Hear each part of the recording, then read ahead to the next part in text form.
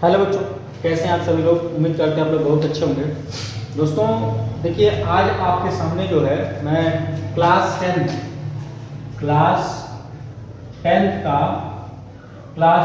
UP board की जो है क्लास शुरू कर दिया हूँ। पहला चैप्टर हमारा वास्तविक संख्या है। तो वास्तविक संख्या को पढ़ने से पहले आप ये समझिए संख्याएं कितने प्रकार की होती हैं। तो दोस्तों, जैसा कि फर्स्ट चैप्टर है हमारा, पहला प्रश्नावली, पहला चैप्टर आपका रहेगा, ठीक है। यानी वास्तविक संख्या से रिलेटेड बातें हम पढ़ेंगे। वास्तविक संख्या आपका है, उसको हम शुरू कर रहे हैं। देखिए, संख्या क्या होता है पहले उसको जान लें।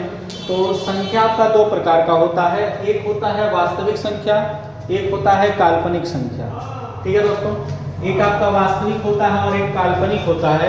तो अगर मैं वास्तविक संख्या की बात करूं, देखिए काल्पनिक संख्या आपको यहाँ नहीं पढ़ना है। काल्पनिक संख्या जब आप 11th में जाएंगे तो वहाँ पर आपको चैप्टर मिलेंगे, तो वहाँ पर आपको पढ़ने हैं। इसको भी अभी मैं बताऊंगा एग्जाम्पल के माध्यम से ये क्या होगा, और इसको समझिए पहले वास्तविक संख्या। तो वास्तविक संख्या में दो प्रकार की संख्याएं होंगी, एक होगा आपका परिमेय संख्या और दूसरा होगा आपका अपरिमेय संख्या। तो दो प्रकार की संख्याएं आपकी वास्तविक संख्या में भी होंगी, ठीक है। तो फिलहाल जो है हमको जो हमारा प्रश्नावली जो है 1A, इसमें जो है परिमेय और अपरिमेय के बारे में नहीं पढ़ना है हमको। 1A के लिए जितनी जरूरत होगी उतनी ही हम लोग बात करेंगे, ठीक है। तो देखिए, वास्तविक संख्या क्या है, परिमेय संख्या और अपरिमेय संख्या से मिलकर के बना हुआ है। काल्पनिक संख्या की अगर बात करें तो एक एग्जाम्पल लेते हैं। मान लीजिए आपके पास एग्जाम्पल है x² + 2 = 0। ये मान लीजिए एक एग्जाम्पल है, ठीक है। तो यहाँ से जब आप x² की वैल्यू निकालेंगे तो ये उधर जाकर के -2 हो जाएगा। अब यहाँ से x का मान निकालेंगे तो ये करड़ी में जाएगा -2, और ये बाहर नहीं आता है, रूट से बाहर नहीं निकल पाएगा, लेकिन ये आयोटा के रूप में आ जाएगा, ठीक है। आयोटा का मतलब क्या होता है कि करड़ी में -1 का मतलब होता है i, ये i के रूप में कुछ आ जाएगा। तो इसीलिए दोस्तों ये आपका वास्तविक संख्या नहीं होता है, तो इसे हमको नहीं पढ़ना है फिलहाल, लेकिन हमने आपको समझा दिया क्या चीज़ होता है, ठीक है। चलिए, वास्तविक संख्या की बात अगर हम करते हैं तो फिलहाल जो हमारा 1A है उसमें हमको न ही परिमेय संख्या पढ़ना, न ही अपरिमेय संख्या पढ़ना। हमको उसमें जो है जो पढ़ना उतना ही हम लोग आज जानेंगे। तो चलिए, इसको हम लोग नेक्स्ट वीडियो में डिटेल में समझेंगे। जो हमारा 1B होगा वहाँ पर हमको इसकी ज़रूरत पड़ेगी, तो उसको हम लोग आगे समझते हैं। फिलहाल दोस्तों आप ये समझिए, जो आपका प्रमेय है, प्रमेय क्या है, यूक्लिड विभाजन प्रमेयिका, इसी पर आपका 1A डिपेंड है, यूक्लिड विभाजन प्रमेयिका। ये क्या होता है अगर आप इसको जानें तो दो धनात्मक पूर्णांक A और B दिया अगर है आपको, दो धनात्मक पूर्णांक A और B अगर आपको दिया है, दिए रहने पर ऐसी अद्वितीयपूर्ण संख्याएं Q और R हो कि A = BQ + R हो। क्या हो, A = BQ + R हो। दोस्तों ये सभी जो हिंदी में लिखा हुआ ना, इतना कुछ आपको जानने की जरूरत नहीं है। देखिए, A = BQ + R, इस चीज को हम लोग बस डिटेल में समझ लें। हमको ये कभी नहीं पूछेगा कि यूक्लिड विभाजन प्रमेयिका क्या है, तो उसको सिद्ध करिए, कुछ नहीं। बस आप ये समझिए इसकी कहानी क्या है। तो अगर आप यहाँ पे जो मैंने लिखा है A = BQ + R, तो इसकी बात अगर मैं करूँ तो यहाँ पर क्या है, तो A आपका जो है ये भाज्य है, इसको क्या कहते हैं, भाज्य। आप लोग बचपन से क्लास 4th से ही पढ़ते हुए आ रहे हैं, लेकिन समझ नहीं पाए उस दौरान ये क्या है।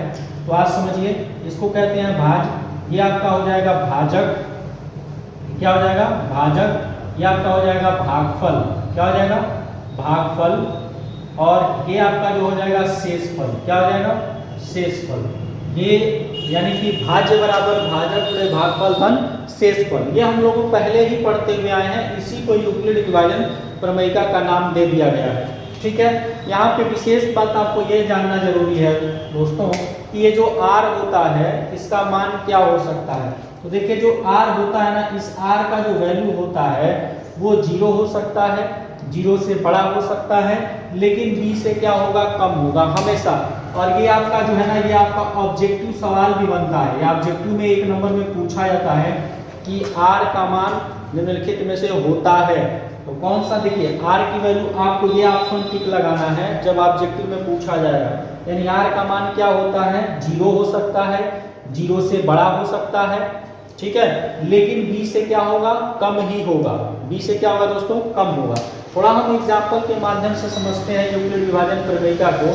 देखिए क्या है, मान लीजिए आप 5 है और इसको आपने 11 से भाग दिया, तो ये 5 गुना 10, यानी आपने 10 किया, ये आपका 1 आ गया। ठीक है, इसी को आप इस तरह से यूक्लिड विभाजन प्रमेयिका के रूप में अगर लिखना चाहते हैं तो कैसे लिखेंगे। हमने क्या कहा, भाज्य। तो भाज्य क्या है आपका दोस्तों, अगर भाज्य की बात करें तो ये बीच वाला अंदर वाला भाज्य होता है। तो भाज्य कितना है, 11 बराबर भाजक यानी कि 5 गुणे भागफल कितना है, 2 और धन शेषफल कितना है, 1। देखिए ये सेटिस्फाई होगा। कैसे होगा, देखो यहाँ पर 11 है और ये 5 गुना 10 और 1 11, यानी दोनों बराबर आ रहे हैं कि नहीं आ रहे हैं। तो इसी को, ये जो फॉर्म लिखा हुआ है, जो रूप है, इसी रूप को क्या कहते हैं, यूक्लिड विभाजन प्रमेयिका कहा जाता है। और कुछ नहीं है नया में, ये कोई चीज नहीं है, हम लोग बचपन से पढ़ते हुए आ रहे हैं, लेकिन वहां पर हमको ये नाम नहीं बताया गया था। हमको सिर्फ ये बताया गया था भाज्य बराबर भाजक गुणे भागफल धन शेषफल। आज इसी को जान लीजिए कि इसी का नाम यूक्लिड विभाजन प्रमेयिका है। चलिए दोस्तों, इतनी चीज आप समझ गए होंगे, इसका स्क्रीनशॉट ले लीजिए। मैं आज शुरू करता हूँ 1A और उसको हम लोग डिटेल में समझेंगे और समझेंगे। चलिए आप इसका स्क्रीनशॉट तुरंत ले लीजिए।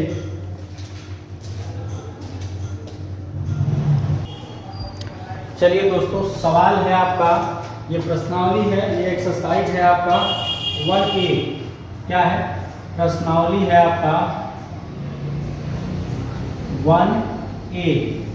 और ये पूरा वीडियो जो है दोस्तों, ये आपका डॉक्टर मनोहरे की बुक से है, यानी कि डॉक्टर मनोहरे की बुक से ये पूरा आपका वीडियो बन रहा है। ठीक है, डॉक्टर मनोहरे जी के बुक से ये पूरा वीडियो है। चलिए देखते हैं, कारण निम्नलिखित संख्याओं का एचसीएफ ज्ञात करने के लिए यूक्लिड विभाजन एल्गोरिथ्म का प्रयोग कीजिए। तो अभी जो है हमने बताया यूक्लिड विभाजन प्रमेयिका क्या होता है, यहाँ शब्द आ गया है एल्गोरिथ्म। तो एल्गोरिथ्म जो है कोई बहुत पहाड़ नहीं है, एल्गोरिथ्म एक प्रक्रिया होती है, एक किसी काम को करने की प्रक्रिया होती है, वही एल्गोरिथ्म है। यानी कि हमको इस क्वेश्चन को करने की जो प्रक्रिया है वही आपको बतानी है। तो एचसीएफ आपको निकालना है यूक्लिड विभाजन प्रमेयिका का प्रयोग करके। तो यूक्लिड विभाजन प्रमेयिका है क्या, असल में हम लोग लिख लेते हैं। जो यूक्लिड विभाजन प्रमेयिका है दोस्तों, उसकी अगर हम बात करें तो यूक्लिड विभाजन प्रमेयिका, तो यूक्लिड विभाजन प्रमेयिका क्या है, a बराबर बी क्यू प्लस आर, ए बराबर बी क्यू प्लस आर, यही है। तो उसके लिए आपको करना, देखिए क्या है ना, आप पहले जो है भाग दे लीजिए। जैसे एचसीएफ आप निकालते हैं भाग दे करके बचपन में, उस तरह से निकाल लीजिए। और ये कहीं ऐसा नहीं है कि अगर आप सवाल इसको कर रहे हैं तो कॉपी के एकदम पीछे जाके कीजिएगा, छुप करके कीजिएगा, ऐसा नहीं है। कोई चोरी थोड़ी ना कर रहे हैं, कोई गलत काम थोड़ी ना कर रहे हैं। आप भाग दीजिए, यही बगल में ही दे दीजिए, ताकि एग्जामिनर को लगे कि हाँ ये बच्चा जो है भाग दे दिया हुआ है, यानी कि समझ में आ रहा है उसको। तो उसके लिए आप क्या करेंगे, बगल में भाग दे लीजिए, फिर जाकर के इस एल्गोरिथ्म का प्रयोग कीजिए। यानी कि देखिए इसमें छोटा कौन है 135 और बड़ा कौन है 225। यानी कि देखिए जो 225 है वो आपका बड़ा है और 135 आपका छोटा है। ठीक है, तो 135 से आप इसमें भाग दो 225 में, तो दोगे तो एक बार ही जाएगा, दो बार तो जाएगा नहीं, क्योंकि दो बार ज़्यादा हो जाएगा। तो एक बार जाएगा यानी 135 हो जाएगा, फिर यहाँ आपका 0 आ गया। अब देखिए ये 12 में से 3 जाएगा तो 9 हो जाएगा और यहाँ पर 1 यानी 90 आ गया। अब जो है आप 135 काट लेंगे तो 90, दो बार तो ये भी नहीं जाएगा क्योंकि 180 हो जाएगा, तो इसीलिए एक ही बार उतारेंगे तो 90 हो गया। यहाँ 5 45, फिर 90 उतार लीजिए तो 45 गुना कितना हो जाएगा 90 हो जाएगा। यानी कि अब यहाँ पर ये भाग खत्म हो गया है, कट गया है। तो इस प्रकार से अगर हम देख पा रहे हैं तो यहाँ हमारा HCF क्या हो गया दोस्तों 45 हो गया है। क्या हो गया है 45 हो गया है। लेकिन हमसे ये बोला है कि यूक्लिड विभाजन एल्गोरिथ्म का प्रयोग करके आपको बताना है HCF इसका क्या होगा, तो मैं उसी एल्गोरिथ्म का प्रयोग करता हूँ। चलिए कितने स्टेप में ये भाग हुआ है उसको देखते हैं। तो सबसे जरूरी काम है आप इसको स्टेप वाइज में डिवाइड कर लीजिए। तो स्टेप नंबर 1 आपका क्या हो जाएगा, इसको अगर देखिए तो यहाँ से आप समझ पा रहे हैं कि भाज्य क्या है 225 है, तो यानी कि आप 225 यहाँ लिखोगे ए के जगह पर। फिर देखिए भाजक कितना हो गया 135 गुणे भागफल कितना है आपका 1 और धन शेषफल कितना है पहले वाले के लिए 90 है। तो ये आपका फर्स्ट स्टेप हुआ। जब तक यहाँ 0 नहीं आएगा शेषफल तब तक स्टेप जारी रहेगा। कई सारे स्टेपों में हो सकता है 4, 5, 6 जितने भी स्टेप चले जाएं उतने स्टेप में ये हो सकता है दोस्तों, घबराने की जरूरत नहीं। फिर से आप क्या देखिए दूसरे स्टेप में आपने क्या किया है 135 आपका क्या हो गया भाज्य। तो यहाँ से फिर सेकेंड स्टेप जो होगा स्टेप नंबर सेकेंड आपका होगा, उसमें आप 135 को उठाएंगे, यहाँ जो रहता है उसी को उठाते हैं। अब 135 को उठाने के बाद देखिए इसमें जो है भाज्य तो 135 हो गया, भाजक कितना हो गया 90, तो भाजक 90 हो गया और गुणे भाजक भागफल 1 हो गया और इतना करने के बाद शेषफल कितना आया है 45 आया है। अभी भी शेषफल 0 नहीं हुआ, जब तक शेषफल 0 नहीं होगा तब तक हम लोग एक प्रक्रिया जारी रखेंगे। फिर स्टेप नंबर थर्ड की अगर हम बात करें तो स्टेप थर्ड में क्या होगा दोस्तों, अब देखिए स्टेप थर्ड में आपने किया क्या है भाज्य आपका 90 हो गया, भाजक 45 भागफल 2 हो गया, ठीक है। तो अब यहाँ से क्या करेंगे 90 को उठाएंगे भाज्य बना दिया, भाजक आपका 45 है भागफल 2 है। अब यहाँ देखिए शेषफल आपका कुछ नहीं है यानी कि शेषफल 0 है। जब यहाँ पर ये हो जाएगा तो हमारा स्टेप कंप्लीट हो जाएगा, यानी हमारी जो प्रक्रिया होगी किसकी एल्गोरिथम यूक्लिड विभाजन एल्गोरिथम की जो प्रक्रिया होगी वो दोस्तों यहाँ पूरी तरीके से कंप्लीट है। यानी कि अब यहाँ से आप कह सकते हैं कि जो हमारा HCF होगा मित्रों वो कितना हो जाएगा 45 यानी कि 45। तो इस तरह से आपका ये आंसर हो गया। तो उम्मीद करते हैं आपको ये समझ में आया होगा। आप इसका स्क्रीनशॉट ले लीजिए, मैं दूसरे क्वेश्चन की तरफ बढ़ता हूँ। चलिए दोस्तों सभी लोग आप इसका स्क्रीनशॉट लीजिए तुरंत अपने अपने फ़ोन में। चलिए दोस्तों आपके पास जो बी नंबर सवाल है वो क्या है 196 और 38 यानी कि ये आपका जो है क्वेश्चन है। इसका अब हमको यूक्लिड विभाजन प्रमेयिका का प्रयोग करके क्या करना है, इसको HCF ज्ञात करना है। तो सबसे पहले तो हम क्या करेंगे, देखिए इसमें छोटा क्या है, अगर आप देखें तो 38, 22, 0 ये बड़ा है 196 से। तो जब ये बड़ा है तो पहले हम देते हैं भाग। पहले हम लोग क्या करेंगे बचपन वाले में जैसे बचपन में भाग दिया करते थे उस तरह से देंगे, यानी कि 38, 22, 0। दोस्तों ये अगर आप समझ पाए ना तो ये डायरेक्ट जो है 196 जो होता है 195 बार में पूरी तरीके से कट जाता है। यानी 195 बार अगर आप इसका गुणा कराएंगे तो ये पूरी तरीके से क्या हो जाएगा कैंसिल हो जाएगा। यानी एक ही स्टेप में ये सिमट कर रह गया। तो जब एक ही स्टेप में सिमट कर रह गया है तो हमारा काम और भी आसान हो गया है। नहीं तो आप इसको ऐसे देखिए 196 का जब 195 में गुणा कराएंगे दोस्तों तो ये बिल्कुल आपको यही मिलेगा, आप कर सकते हैं। तो देखिए एक ही स्टेप में यानी कि स्टेप नंबर 1 होगा। देखिए यूक्लिड विभाजन एल्गोरिथम क्या है a बराबर bq प्लस r, यानी इसी में हम लोग रखेंगे। तो भाज्य क्या है आपका दोस्तों 38, 22, 0। तो यहाँ पर फिर क्या हो जाएगा 100, देखिए भाज्य हो गया भाज्य बराबर भाजक 196 और गुणे में कितना हो जाएगा 195 और शेषफल आपका आ गया है 0। क्या आ गया है शेषफल 0 आ गया। तो इस प्रकार से दोस्तों अगर आप समझ पाए तो HCF कितना हो जाएगा इसका, HCF जो ये है वही है, यानी कि 196 क्या हो जाएगा HCF हो जाएगा। तो इस तरह से ये भी आपका क्वेश्चन कंप्लीट होता है। तो इसका स्क्रीनशॉट ले लीजिए। नेक्स्ट क्वेश्चन की बात करते हैं हम लोग। चलिए क्वेश्चन नंबर सी है आपके सामने 867 और 255 इसको करना है, यानी कि इसका HCF निकालना है आपका यूक्लिड विभाजन एल्गोरिथम का प्रयोग करके। तो आप करेंगे क्या, सबसे पहले तो देखिए यहाँ अगर 867 को देखें तो ये बड़ा है 255 से।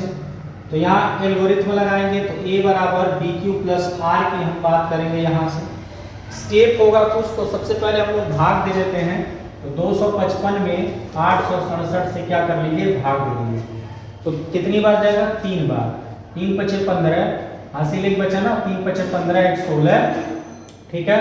फिर 3 दूना 6 1 7, यहाँ से आपका आ गया 2, ये हो गया 0 और ये आपका आ जाएगा 1, फिर ये हो जाएगा 255, कितनी बार जाएगा? 2 बार, तो 2 दूना 4, 0, 2 एकम 2, यानी कि यहाँ से आपका आ गया 1 और ये हो गया 5, ये कैंसिल, फिर 102, तो ये 2 बार जाएगा, यानी 2 एकम 2, 2 पचे 10, कैंसिल हो गया। तो दोस्तों इस प्रकार से देखिए कितने स्टेप में सिमटेगा ये। तो स्टेप नंबर 1 की अगर हम बात करें तो स्टेप नंबर 1 क्या हो जाएगा? 867 बराबर कितना हो जाएगा? 255 गुणे 3 प्लस 102 शेषफल आ जाएगा। फिर स्टेप नंबर 2 की अगर हम बात करें तो ये क्या होगा? 255 को उठाएंगे बराबर 102 गुणे में 2 और शेष कितना होगा? 51। फिर स्टेप नंबर 3 आपका हो जाएगा, क्या होगा? 102 को उठाइए बराबर 51 गुणे 2 और शेषफल में आ जाएगा 0, यानी 3 स्टेप में खत्म हो गया। तो यहाँ से SCF आपका क्या हो गया? 51 हो गया। तो ये हो गया आपका आंसर। तो आज के लिए दोस्तों सिर्फ इतना ही, यानी आज हम लोगों ने इस वीडियो में एक्सरसाइज 1A का जो डॉक्टर मनोहरे का बुक है उससे हम लोगों ने पहले क्वेश्चन को पूरी अच्छी तरीके से समझा और जाना। फिर हम लोग नेक्स्ट वीडियो में जो है इसके आगे क्वेश्चन कल कंप्लीट करेंगे जो भी आगे होगा। अगर आपको वीडियो पसंद आ रही हो तो प्लीज़ वीडियो को लाइक करें और शेयर करें और सब्सक्राइब करें। ठीक है दोस्तों, बाकी आप लोग अपना ध्यान रखिए, स्वस्थ रहिए, मस्त रहिए। थैंक यू दोस्तों।